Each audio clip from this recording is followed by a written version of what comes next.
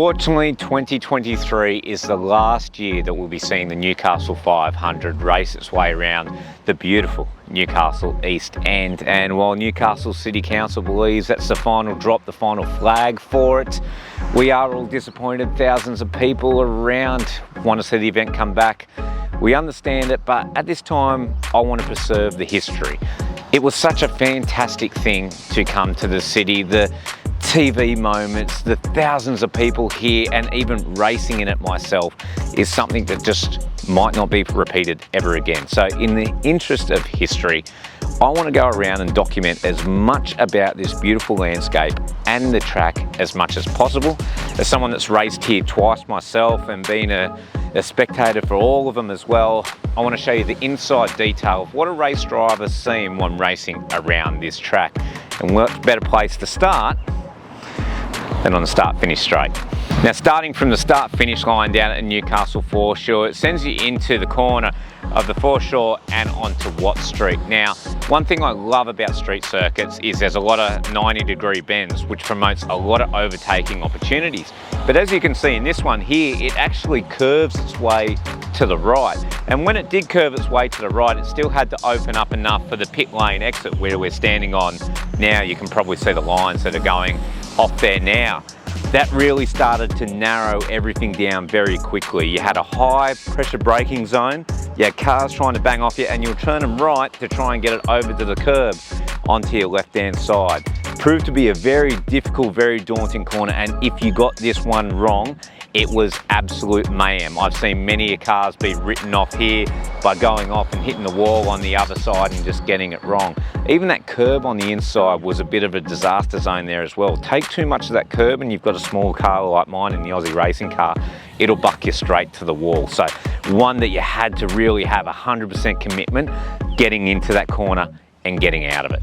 Here we are in the middle of turn one, and exactly like I was saying before about how tight it is to squeeze into that. You come from a wider section up in the foreshore, then combine the pit lane that's going through it, squeeze the corner as tight as you can. If you look at the camera over there where the yellow lines are of how tight they squeeze the track, and then try and shoot them up to Watt Street. And you see the bus tries to try and make the same manoeuvres as well. The only problem here is because it was so tight, there were so many cars trying to pack into one. You really had to get yourself sorted way before this corner. And if you didn't get it right, obviously you can see where the garden is over there. That's how close the walls were. So clip the curb inside here or touch the tyre barrier, it sent you straight over the other side. It was just chaos. And as you'll see, there's probably some very chaotic footage out there of cars getting written off and ripped up every single way, shape and form. But going on to one of my favourite straights and tracks that I've ever raced up onto the staircase section up Watt Street. And I'm going to tell you, this is probably one of the hardest straights you'll have to go down, or go up I should say, of any supercars track or race track I've seen out there. Come up and I'll take you a look and I'll show you why it's a lot more difficult than what you think. This straight wasn't just as easy as putting your foot down and just absolutely going for it. As you can see, if you have a look around at each of these sections there, it's kind of like a staircase as you're going up the road. So what you'd end up having to do is come out and you'd be on the right-hand side of the track. You had to pull the car into the left-hand side because there was a higher risk at the speed you were going that it'd actually start bouncing the car up in the end, free sprinting the rear wheels and stuff like that, pulling splitters off. That's how much of a harsh section it was going up this street. It wasn't just as simple as going straight up. So you'd come from your left-hand side and then start to push over to your right-hand side for quite a great opportunity of uphill braking. This is where a lot of passing manoeuvres got done. You really set up for this as a big passing manoeuvre every time that you had the race. So one of the things is why it's not just as easy. You've got a battle going left and right all the way up the street as you're racing up the hill, and then try and get yourself ready for a passing opportunity to another 90-degree bend up the hill, which is one of my favourite corners there. Turn two, an amazing corner up the track. That's what I was talking about earlier with the 90-degree bends and also the hard braking zones. That's when you get a lot of passing opportunities here. It's also been pretty eventful coming into this corner. I remember in the first event I did here, I came around the corner and found someone on their roof just over there. So it has been quite scary being a totally blind corner. Coming up the hill, hard braking as late as you possibly can have it. getting ready for the corner. You can nearly see all the old yellow lines and stuff like that where it maps out the corner. Something pretty funny is a few times, if you look up into the top of that Newcastle police station, we used to spot them with their police radars there, trapping the speed of the race cars coming up the hill. I wonder what numbers they got. I know we got up to about 180 kilometres an hour going uphill in our little Aussie racing cars, so some pretty high speed stuff. Coming out of the corner was probably the most difficult bit of the whole racetrack, because as you can see, as you come up and over the hill before you drop into the esplanade, it's all off camber, and this is a part of the track where you're trying to put your power down as best as possible, especially in the high horsepower cars. This is when it starts lurching out from underneath you and the back end starts snapping around. We still have that a little bit with the Aussie cars as well, as they start to get light and start to move around as well. So you really had to be on your game here as well to get ready for the drop down into the roller coaster, the Esplanade. As you can see, coming out of 2, it's actually quite a steep incline or decline, or however you want to call it. I'm a race car driver, not a geographer, of how you come uphill then, and as soon as you come to the crest, you start to look down the Esplanade and it drops down like a roller coaster. It'll go left, right, left, all through the movements there. It was very important to get this part straight. You were full flat out throttle, plucking gears as hard as you can as the car danced and moved underneath you. So as you came over the crest, the car wanted to start to get away from you. You had to kind of keep it as neat as possible, while trying to keep it off the walls as they lined the whole way down the Esplanade here.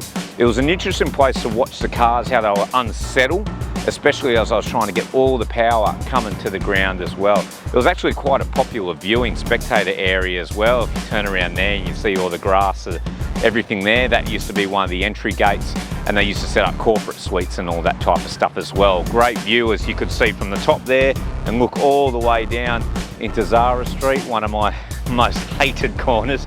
I've had more accidents there than I've had hot dinners. It's actually a horrible place out of the whole circuit. But I'll come down with me and I'll show you the rest of the Esplanade as we drop in and out of it, and it's definitely one of the most scariest sections of the track you'll be on. If you turn around yourself there and have a look up what the Esplanade's like, you can see how tight and twisty it is. It snakes its way around coming down here, and through this left-handed section here, you just get off the throttle a bit to just settle the car down and concentrate, make sure it's all straight up, because if we look down the bottom of it here, you can see how even tight it is down there as well. So trying to get the car set up, come down the hill, you just pretty much come off the throttle there, give it a bit of brake to give it enough turn to get over to the right hand side as well. You want to clip as much curb as possible. Once you got the curb over there, it set you up onto the right hand side into one of my most hated corners for obvious reasons. Before we get onto the little Zara Street corner, I just wanted to show you all these skid marks that are actually across the top here. So this gave you an idea of how the V8 supercars, touring car masters and the biggest car actually need to be as far over this curb as possible to set up for the short straight down there. It's a typical one thing with a street circuit. You'd need to be taking curbs to be quick around it. But I thought I'd just seen that. They're still there, the skid marks there from the earlier in the year where the tyres travelled over it. There'd be some ramps in there, obviously, of where the cars would come up and travel, and a brick wall there or a cement wall there to go up and around. Now this corner would have had to be, I laugh about it now, but I definitely wasn't laughing about it at the time. It would have had to be one of the worst corners on the track. As you drop down the Esplanade there, you can see how tight it is coming in there. Now, you're coming over, you're onto the right hand side of the track, you're already looking over the left, over the barriers that were there, trying to make sure you can go through the corner as quick as possible. It was already a very, very high speed corner in relation. Make that blind, and whatever was on the other side of the track, you were just hitting. So if someone accidentally went into the wall there or had something go wrong and parked it, you didn't know there was anything on the other side, you were hitting whatever was there. And a couple of times that did happen to me as I've come around the corner. You see the car at the last minute, you've got nowhere to go. Do you jerk it right to try and get out of it? Do you jerk it left to try and get around? Usually the speed of the car is way too much anyways to really get up and around it. So one thing I'd really be warned of the corner. Now coming through this Zara Street staircase section is very similar to what you would have seen at the Adelaide Grand Prix or Adelaide 500 event when you go through turn 4 and then you get into a staircase section there, except this one's on the other way. If you have a look around the track, you can still see the markings, and the skid mark's the same as trying to get up and over the curb to maximise the attack around the circuit itself. Now this is very on throttle, off throttle, on throttle, off throttle type stuff. So you'd come up, throttle on, get off, turn the corner. You had to watch out about the camber of the road as well. You can probably see there's a lot of skid marks where the left-hand rear tyre has started to light up. As the road drops away, you're putting the power down, the grip starts to go away. These were times when the car wanted to be flicked and spun the other way, and you had to try and get it over to the right-hand side of the track as quick as possible because you had to get ready for the left-hander there. No real such problems up there in the left-hander. It was probably more a basic corner, but it was all about getting the right exit speed to get yourself down into the foreshore, down to the dog beach, to open yourself up for an opportunity, the little parkland section you would want to call it, for the racetrack itself. So you had to maximise as much as you possibly could, and mostly for the most of the track as well. You had to be really on the rear bumper of your competitor because a rear, overtaking manoeuvre might have taken 1 to 2 laps as you really went on to something else as well. So something you had to have your full commitment around here, not only to get a pass here, but to get it down the track there.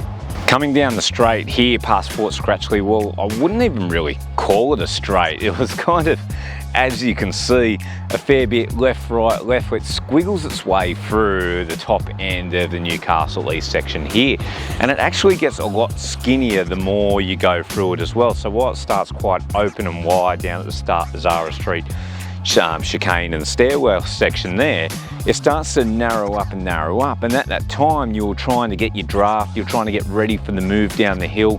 It wasn't as simple as just going straight and then pulling into the inside edge, braking and out-braking your opponent. You had to play a lot of games going down the straight as well. Even when you were bombing it right down the hill into the dog park there, which I'll show you shortly, there was times you could get past, you couldn't get past, you had to muscle your opportunity through as much as possible.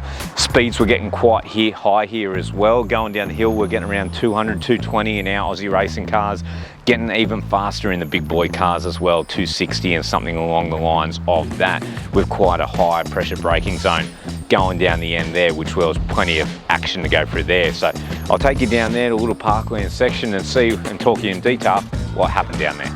Now this is probably the section that the Newcastle Council actually put in for the street race as well. You can see reminiscence of the race there with the hump on the left-hand side of the curb, which you try and take as much as possible. Looking behind you, you can kind of see, it's a bit hard with the traffic now, but you can see how you used to drop down the hill at quite a heavy speed. Even using that cement section there where you see the pylons there, that was actually our braking point where we used to use it.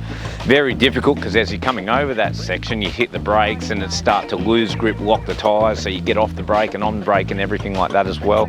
One thing about this as well is the grip was only ever on the racing line, so whilst it presented a really good opportunity for passing, the biggest problem that all the grip was pushed onto the right hand side, so there was never any grip on the left until about the end of the weekend, meaning that you were locking a fair few tyres down there and sending it barreling in as hard as possible. It's even downhill again there to give you an idea of how steep the corner is. But this is one of the inbuilt sections of what they have with the Newcastle 500. As you can see, it's used for other facilities now. They've got basketball courts and activities and all that type of stuff on here, so it's good to see it repurposed in another way. Now this section doesn't look much of a racetrack. If anything, it's a car park for the other time that it wasn't used.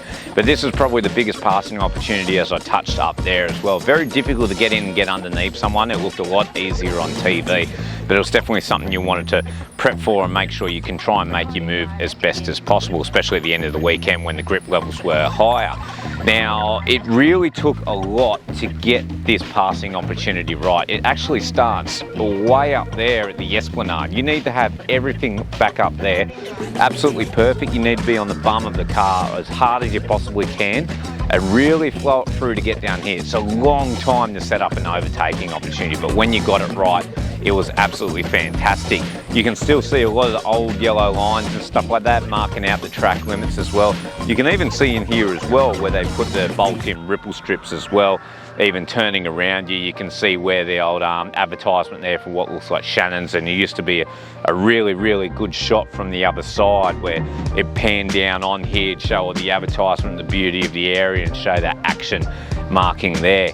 From here, you'd shoot out the other side to the old access road to the car park there, and then it would take you straight back onto the main straight to complete a lap. And here we are, the last corner of the famous Newcastle 500 track. You can still see the signs of where the curb was. It was actually good they incorporated into the sidewalk there. Still got the red and white markers there, which I do hope they leave up there. It'd be really nice as a bit of memory towards the track, and the yellow outline marking there. Now this was a corner that you didn't approach with too much pace, so a lot of people did have confidence in this corner. Typical 90-degree corner. It's where you'd start to set up your moves and try and get them past here before you got onto the main straight, or even if you look up there, if you could call it a straight, look at the curve in it. You know, the grid box is up to about 30 or 40th position there. We're starting so far behind that you couldn't even see the lights. They'd have to drop a flag there to signal that you could go, and I only received that once. It was pretty shocking, but I still made a pretty good start of it, which I'll show you videos later from it. One thing that did trap a lot of people out in this corner is the left-hand side. Because it just doesn't go onto a normal straight and actually curves over itself, people would have more confidence here. They take a bit too much to the curb, it'd send them all the way to the left-hand side, and that's when they start to hit the wall just before the pit entry. You can see all the way up there. So even the most basic of corners around this circuit could still bring you undone and really ruin the whole weekend for you, because there was very limited runoff area. If you did run off somewhere, you did hit a wall or you did do some damage, and it meant that you spent the whole time fixing your car from there. So that's a lap of the Newcastle 500 track. I hope you enjoyed it. This is just my insights of what I did and what I found when I was racing around the track myself. Had plenty of laps around here, plenty of great moments. I really wish it does come back, but that's up to the officials and see what they can do there.